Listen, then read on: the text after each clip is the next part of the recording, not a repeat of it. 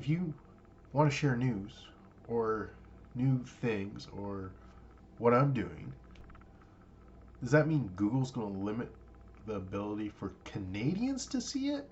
Or everybody, since it's a Canadian thing, like, I don't get it, period. I don't understand. Apparently, our wonderful leader in charge here in Canada believes that Canadians should get money for their work. Sure, they do. I don't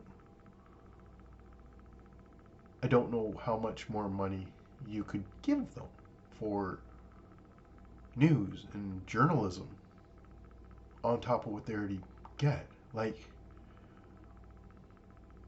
I don't understand.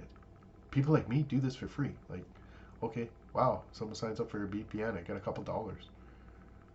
Thank you for those who do it. It helps keep the flipping lights on, but it's not a full time job here. Like,